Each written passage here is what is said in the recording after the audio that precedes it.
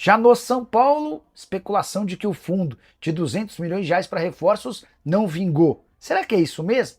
Vou te explicar ainda tudo sobre a investigação policial a respeito de sumiços superiores a 10 milhões de reais no São Paulo.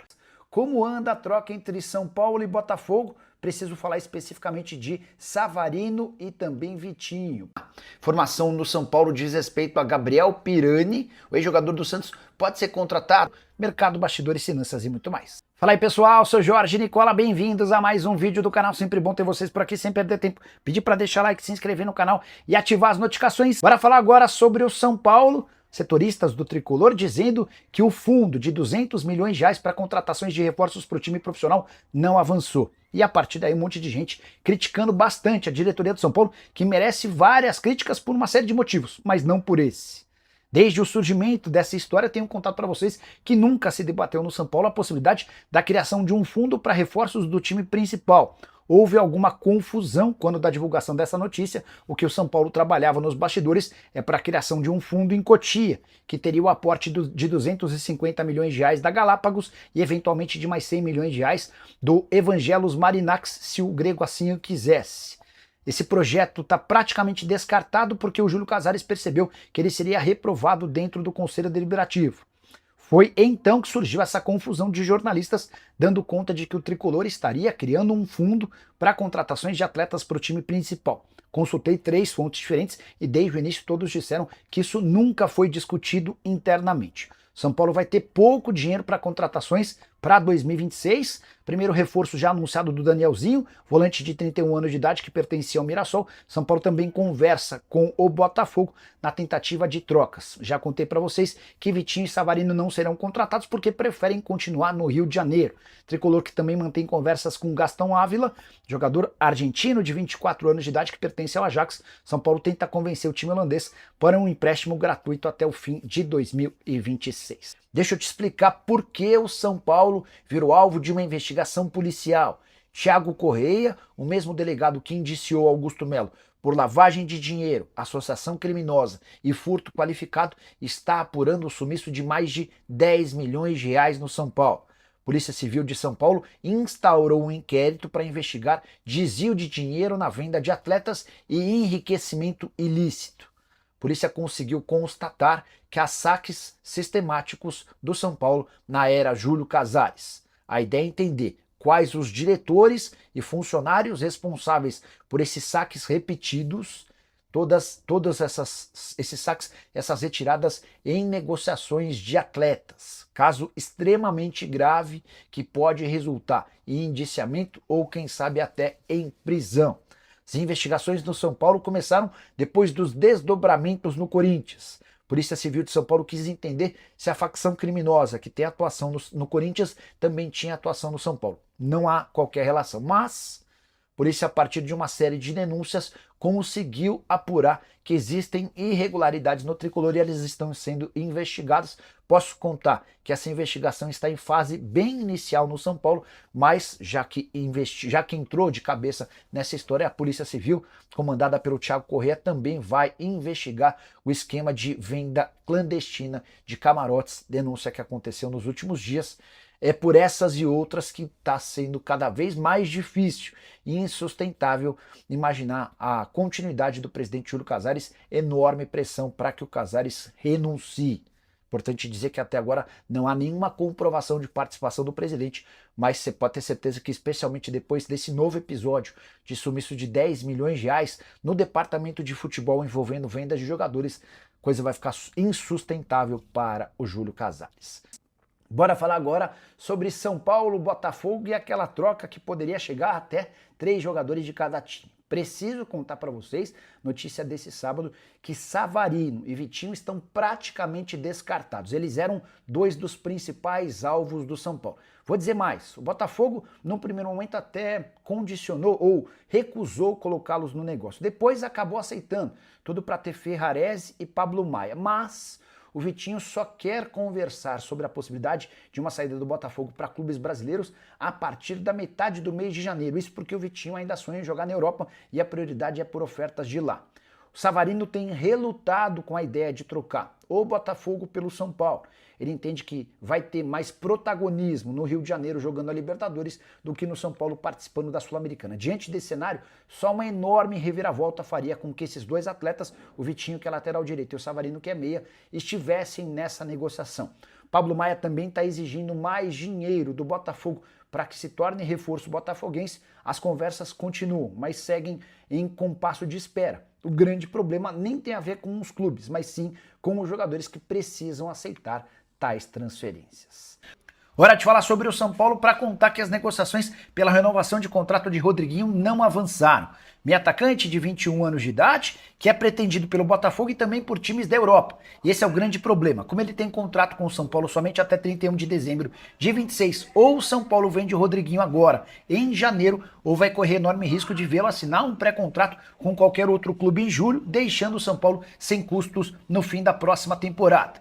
O São Paulo tenta há meses a extensão do contrato com o Rodriguinho, mas tanto a questão financeira quanto a falta de perspectiva de ser titular absoluto fazem com que Rodriguinho e seu empresário não avancem nessas tratativas. Gostaria muito de saber de você, São Paulino, o que você pensa sobre o Rodriguinho. Tem futuro? Tem potencial? Melhor negociá-lo agora ou correr o risco de perder o jogador de graça em dezembro de 2026? Já Bruno Rodrigues está de saída do Palmeiras e está na mira de dois clubes da Série A do Campeonato Brasileiro. Já havia contado para vocês nos últimos dias que Pedro Lourenço, dono da SAF do Cruzeiro, gosta bastante do Bruno Rodrigues. Queria acrescentar que o Internacional também entrou na disputa pelo ponta de 28 anos de idade. Jogador que teve duas lesões muito sérias no joelho, até por isso não conseguiu jogar como se imaginava. Até esteve mais em campo nessa reta final de temporada, mas não faz parte dos planos do Palmeiras. O Internacional entrou em contato, fez um pedido de empréstimo, Cruzeiro cogita, estuda se vale a pena empréstimo ou proposta em definitivo. A definição a respeito do atleta deve acontecer nos próximos dias. Preciso falar agora sobre Dória, zagueiro brasileiro de 31 anos de idade, que já conseguiu sua rescisão do contrato no futebol mexicano. Ele pertencia ao Atlas, que lhe devia um dinheiro.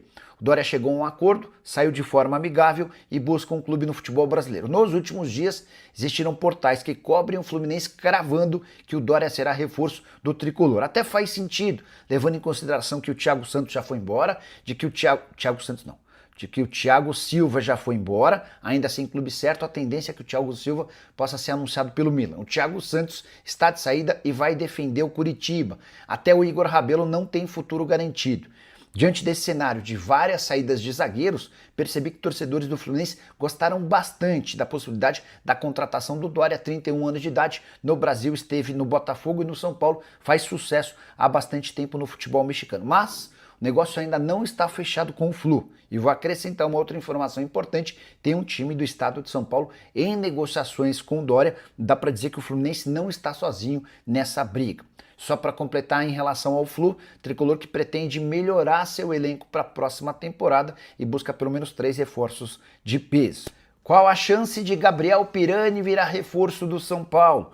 Fui atrás da resposta depois que, nas redes sociais, o nome do ex-santista passou a ser especulado como possível reforço tricolor. Já quero contar logo de cara que o Pirani foi sugerido por Giuliano Bertolucci ao presidente do São Paulo, Júlio Casares. A relação entre Bertolucci e Casares é bastante boa. Pois bem, Pirani foi revelado no Santos, passou pelo Fluminense e atua nesse momento no DC United, da Major League Soccer. Dá para dizer que a temporada dele foi boa, apesar de o time não ajudar. 29 partidas, 8 gols e 3 assistências, titular absoluto.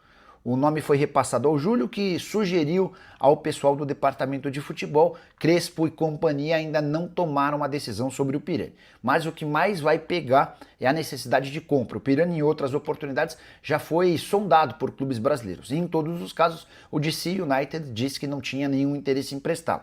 Como você sabe, o São Paulo busca contratações gratuitas de jogadores livres ou que possam chegar emprestados, na pior das hipóteses, na base da troca. E a pedida do DC United gira entre 2 e 3 milhões de dólares. Esse pode ser um impeditivo do negócio.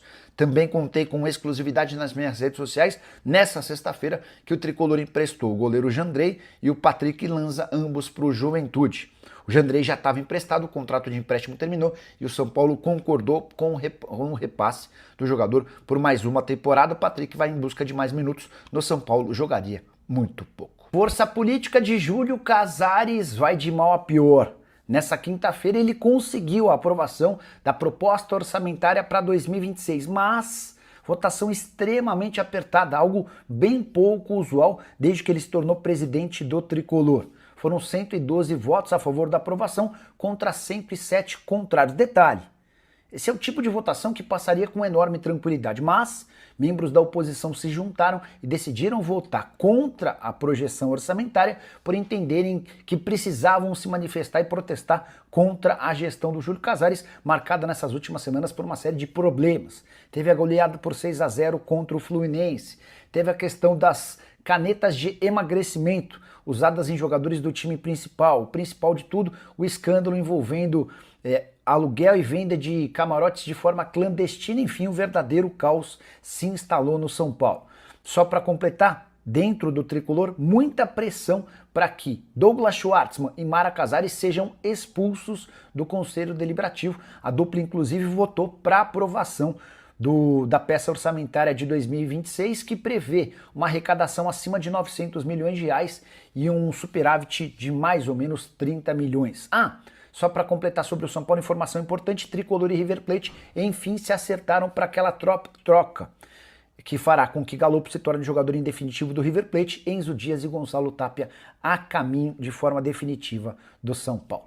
Quero falar agora sobre o São Paulo. Vazou a projeção financeira do Tricolor para 2026. Nessa quarta-feira, numa reunião marcada por protestos fora do estádio, conselheiros foram apresentados aos números que o São Paulo imagina para 2026. Eles têm até a noite dessa quinta-feira para votarem a favor ou contra. Há um movimento, inclusive, de opositores para reprovar essa peça, não tanto por conta dos números, mas como forma de protesto em relação à gestão de Júlio Casares. Queria apresentar para vocês o que o São Paulo imagina para o próximo ano no que diz respeito a finanças. Receitas do São Paulo devem bater na casa dos 932 milhões de reais, um pouquinho menos do que o São Paulo vai fechar em 2025, quando o Tricolor estima ser capaz de arrecadar 970 milhões de reais. Em relação a despesas, falei 932 milhões de receita para o ano que vem, despesas de 894 milhões, o que garantiria um superávit ou um lucro de 38 milhões de reais no próximo ano. São Paulo espera arrecadar com seu departamento de futebol 487 milhões de reais. O restante da receita viria com shows, estádio, patrocínios, direitos de transmissão, bilheteria, entre outras arrecadações. Para completar, também está escrito nessa projeção orçamentária a necessidade de o Tricolor faturar 180 milhões de reais com vendas de atletas.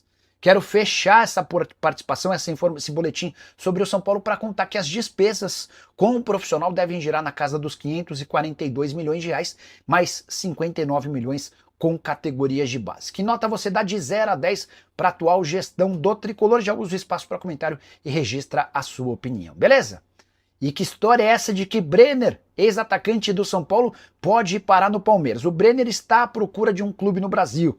Jogador formado no São Paulo, vendido para o Cincinnati, revendido para o Udinese, não conseguiu emplacar na Itália e disputou em 2025 o campeonato americano pelo Cincinnati. Jogou pouco, embora enquanto esteve em campo foi bem. 10 partidas, 6 gols e uma assistência. Ainda assim, Cincinnati decidiu não ficar com o atleta e o devolveu para o Udinese, que busca soluções. Até por isso, o Brenner tem sido oferecido para clubes brasileiros. Foi assim com o Cruzeiro, foi assim com o São Paulo, foi assim também com o Palmeiras, que ficou de avaliar os prós e contras. Verdão vai perder nos próximos dias o Bruno Rodrigues, que está fora dos planos do técnico Abel Ferreira. Até por isso, o treinador português e a sua comissão receberam uma série de vídeos e dados do Brenner para que eles possam avaliar se vale a pena avançar ou não nessa negociação. Jogador de 25 anos de idade que atua como centroavante, embora também tenha mobilidade para jogar fora da grande área. O contrato dele com a Udinese se encerra em junho de 2028. Só para completar em relação ao Brenner, embora bastante gente em relação a jornalistas afirme que Brenner será jogador do São Paulo, a informação que eu tenho é de que o Tricolor não conta com o atleta por entender que seus 3 centroavantes que voltam de contusão já são suficientemente capazes de entregar para a camisa 9. O São Paulo terá as voltas de Caleri, de Jean Francisco e de André Silva.